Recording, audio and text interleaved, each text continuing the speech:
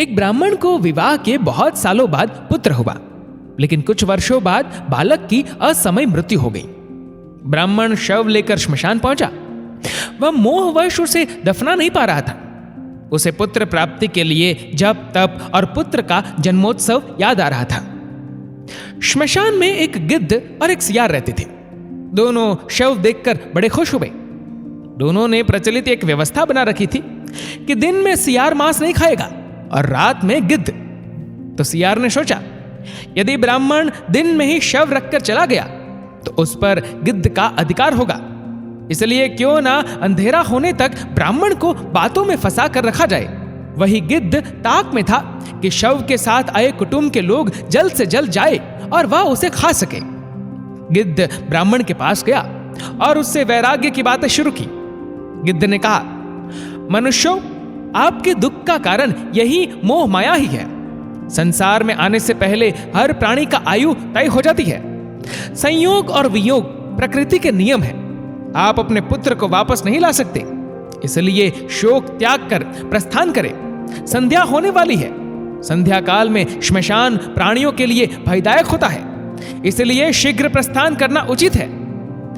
गिद्ध की बातें ब्राह्मण के साथ आए रिश्तेदारों को बहुत प्रिय लगी। वे ब्राह्मण से बोले, बालक के जीवित होने की आशा नहीं है, इसलिए यहां रुकने का क्या लाभ। सियार सब सुन रहा था। उसे गिद्ध की चाल सफल होती दिखी तो भागकर ब्राह्मण के पास आया और सियार कहने लगा, बड़े निर्दयी हो, जिससे प्रेम करते थे उसके मृतदेह के साथ थोड़ा वक्त नहीं बिता सकते, फिर कभी इसका मुख नहीं देख पाओगे। कम से कम संध्या तक रुककर जी भर के देख लो। उन्हें रोके रखने के लिए सियार ने नीति की बातें छेड़ दी। जो रोगी हो, जिस पर अभियोग लगा हो और जो श्मशान की ओर जा रहा हो, उसे बंधु बांधवों के सहारे की जरूरत होती है। सियार की बातों से परिजनों को कुछ तसल्ली हुई और उन्होंने तुरंत वापस लौटने का विचार छोड़ा। अब गिद्ध को परेशानी होने लगी। उसने कहना शुरू किया, तुम ज्ञानी होने के बावजूद एक कपटी सियार की बातों में आ गए। एक दिन हर प्राणी की यही दशा होनी है। शोक त्याग कर अपने अपने घर को जाओ। जो बना है वह नष्ट होकर रहता है। तुम्हारा शोक मृतक को दूसरे लोक में कष्ट देगा। जो मृत्यु के अधीन हो चुका, क्यों रोकर उसे व्यर्थ कष्ट देते हो। लोग चलने को हुए तो सियार फिर शुरू हो गया, ये बालक जीवित होता तो क्या तुम्हारा वंश ना बढ़ाता। कुल का सूर्य अस्त हुआ है, कम से कम सूर्यास्त तक तो रुको। अब गिद्ध को चिंता हुई। गिद्ध ने कहा, मेरी आयु 100 वर्ष की है। मैंने आज तक किसी को जीवित होते नहीं देखा। तुम्हें शीघ्र जाकर इसके मोक्ष का कार्य आरंभ करना चाहिए। सियार ने कहना शुरू किया, जब तक सूर्य आकाश में विराजमान है, दैवीय चमत्कार हो सकते हैं। रात्रि में आसुरी शक्तियां प्रबल होती है। मेरा सुझाव है, थोड़ी प्रतीक्षा कर लेनी चाहिए। सियार और गिद्ध की चालाकी में फंसा ब्राह्मण परिवार तय नहीं कर पा रहा था कि क्या करना चाहिए। अंततः पिता ने बेटे का सिर गोद में रखा और जोर जोर से विलाप करने लगा। उसके विलाप से श्मशान कांपने लगा। तभी संध्या भ्रमण पर निकले महादेव पार्वती वहां पहुंचे। पार्वती जी ने बिलखते परिजनों को देखा तो दुखी हो गई। उन्होंने महादेव से बालक को जीवित करने का अनुरोध किया। महादेव प्रकट हुए और उन्होंने बालक को 100 वर्ष की आयु दे दी। गिद्ध और सियार दोनों ठगे रह गए।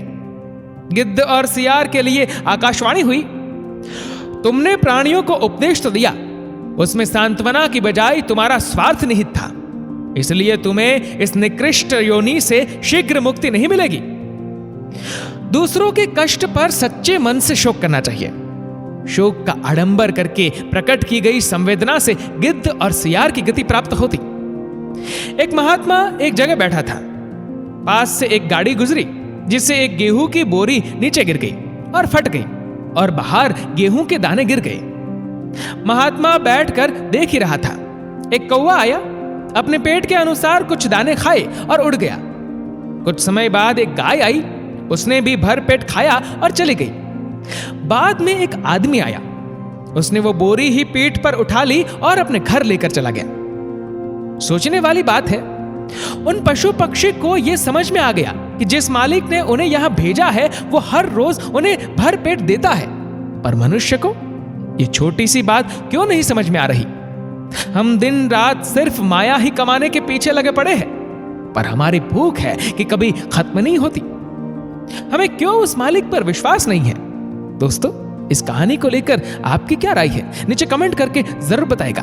और अगर आपको वीडियो अच्छा लगा हो तो इस वीडियो को लाइक करेगा, शेयर करेगा ज्यादा से ज्यादा लोगों तक। और ऐसी ही और भी स्पिरिचुअल बातों के लिए सब्सक्राइब करें हमारे यूट्यूब चैनल को और फेसबुक पर फॉलो करें हमारे पेज को। धन्यवाद।